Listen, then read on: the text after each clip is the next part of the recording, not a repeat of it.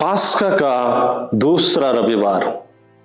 यीशु ख्रीस्त पुनरुत्थान के बाद अपने शिष्यों को तथा थोमस को दर्शन देते हैं। ईश्वर पर विश्वास हमारा ख्रिस्तीय जीवन। ख्रिस्त में मेरे प्यारे भाइयों और बहनों, विश्वास हमारे ख्रिस्तीय जीवन का आधार है। हमारा एक ईश्वर पर विश्वास, उस एक ईश्वर में तीन जन हैं, पिता, पुत्र और पवित्र आत्मा, और जिसमें से पुत्र ईश्वर हम लोगों के लिए मनुष्य बनकर हमारे बीच निवास किए, दुख सहे, क्रूस पर मरे, दफनाए गए और तीसरे दिन जी उठे। यह हमारे ख्रिस्तीय जीवन का केंद्र बिंदु है। हमारा ख्रिस्तीय समुदाय एक विश्वास का समुदाय है। हमारा ख्रिस्तीय जीवन एक विश्वास का जीवन है। एक पुरोहित थे जिनका नाम जेनोन क्वालिक था। उनका जन्म 1903 ईस्वी में यूक्रेन देश के एक छोटे से गांव में हुआ था।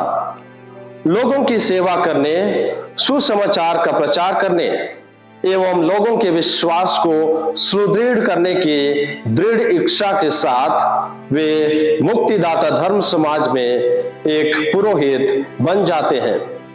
वे निर्भीकता पूर्वक ईश्वर के बारे में लोगों को बतलाते थे और जो बुरे कार्य करते थे उनका विरोध करते थे। वे लोगों को ख्रिस्तीय विश्वास एवं एक अच्छे जीवन जीने की शिक्षा दिया करते थे और इस तरह से वे काफी लोगों को एक नया सुंदर ईश्वरीय जीवन प्रदान किया। लेकिन कुछ लोग उनका विरोध करने लगे, उसे ऐसा नहीं करने के लिए चेतावनी देने लगे, उन्हें जान से मार डालने की धमकियां देने लगे। पर इन सब में फादर जेनोन का उत्तर था, यदि यह ईश्वर की इच्छा है तो मैं खुशीपूर्वक मृत्यु को भी ग्रहण कर लूंगा।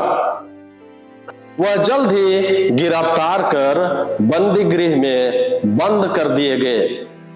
बंदी गृह में उसे तरह तरह की यातनाएं दी गई, उसे सताया गया, पर इसके बावजूद फादर जेनोन अपने विश्वास के अनुरूप सुसमाचार का प्रचार करना कायम रखे। वे दूसरे बंदियों के साथ प्रतिदिन रोजरी माला किया करते थे। रविवार को उनके साथ पवित्र मिस्सा बलिदान चढ़ाते थे, उनके पाप स्वीकार सुनते थे, उन्हें धर्म के बारे में शिक्षा दिया करते थे एवं कहानियों के माध्यम से उनके विश्वास एवं हौसला को बढ़ाया करते थे।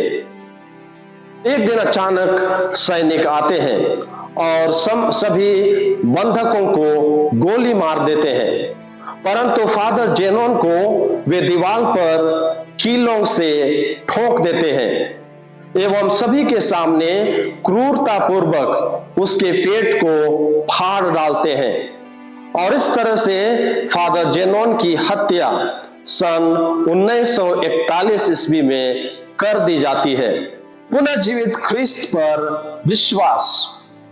इस 38 वर्ष के जवान युवक को इस तरह सतावट सहने की शक्ति कहां से मिली?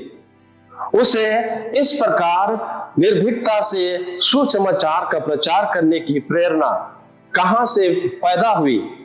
और इसका उत्तर है पुनः जीवित यीशु ख्रिस्त पर उसका दृढ़ विश्वास। ईश्वर पर उसका विश्वास उसे मजबूत बनाता है और उसका जीवन इस विश्वास का साक्षी बन जाता है।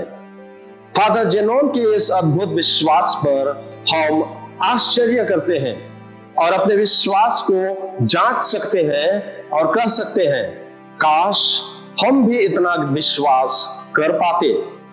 जो कुछ भी हो, हम आज के सुसमाचार में एक और तरह के विश्वास के बारे सुनते हैं, और शायद यह हमारे विश्वास के समान है। जब यीशु ख्रीस्त जी उठने के बाद शिष्यों को दर्शन दिए, उस समय थॉमस उनके साथ उपस्थित नहीं था, और जब अन्य शिष्य यीशु ख्रीस्त के जी उठने एवं उन्हें दर्शन देने की बात कहते हैं, तो थॉमस उन पर विश्वास नहीं करता है। वह कोई चिन्ह, कोई प्रमाण मांगता है। वह अपनी आंखों से देखना एवं हाथों से छूना चाहता है। और जब फिर से पुनः जीवित यीशु ख्रीस्त उन्हें दर्शन देते हैं, थॉमस यीशु को अपनी आंखों से देखता है, उसके घावों को छूता है, और तब उसका विश्वास जो डगमगा रहा था वह सुदृढ़ हो जाता है। पुनः जीवित यीशु ख्रीस्त के साथ यह मिलन उसे विश्वास की पूर्णता तक पहुंचा देती है, और वह अपने विश्वास को यह कहकर प्रकट करता है, मेरे प्रभु और मेरे ईश्वर। और इस विश्वास से शक्ति पाकर थॉमस सुसमाचार का प्रचार करता है, और ऐसा विश्वास किया जाता है कि संत थॉमस सुसमाचार के प्रचार के लिए पर्सिया, सीरिया एवं भारत भी आए, जहां वे शहीद हो गए। हमारा विश्वास क्या है? हमारा क्रिस्तीय समुदाय भी इसी प्रकार के विश्वासियों से बना हुआ है। किन्हीं का विश्वास शहीद फादर जेनोन की तरह है, तो किन्हीं का विश्वास शिष्य थॉमस की तरह है। उन नौजवान पुरोहित के लिए पुनः जीवित ख्रिस्त पर विश्वास करना सहज था, परंतु दूसरी ओर शिष्य संत थॉमस के लिए बहुत ही कठिन था।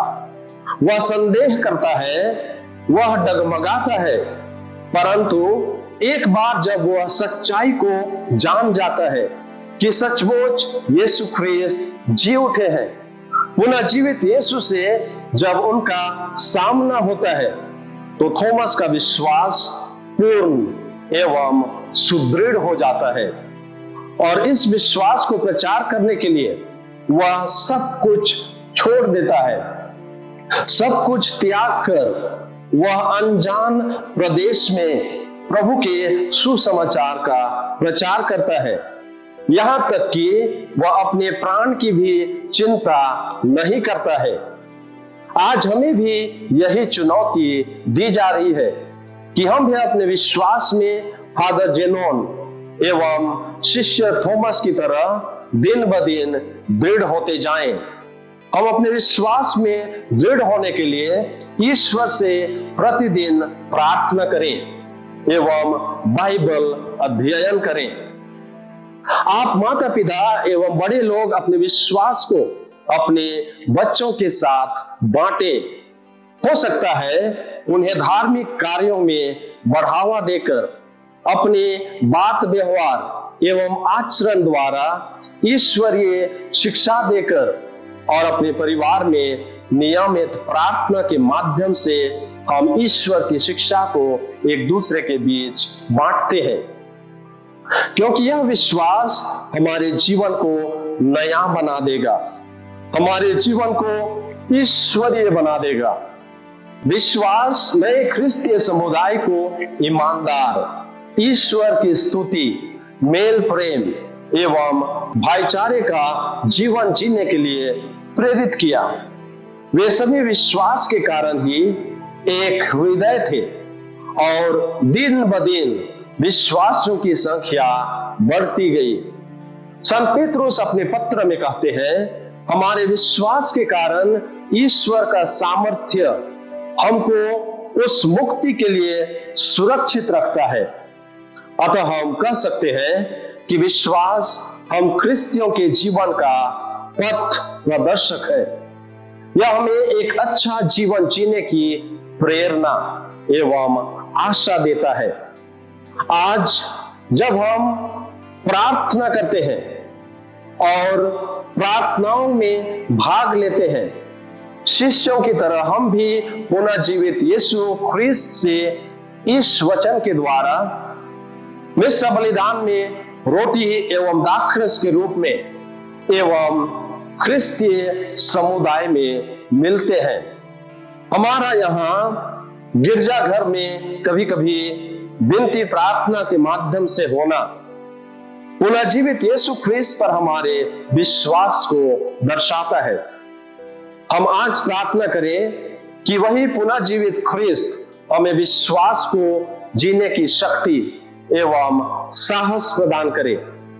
हम हमारे दुख तकलीफ कठिनाइयों एवं इस बदलते परिवेश में भी अपने विश्वास से विचलित न हो, अपने विश्वास के अनुरूप काम करने से ना हिचकिचाएं। चलिए हम भी आज शिष्य थॉमस की तरह अपने विश्वास में और एक कदम आगे बढ़े और कहें कि यीशु ख्रीस्त सचमुच हमारे प्रभु और हमारे ईश्वर हैं।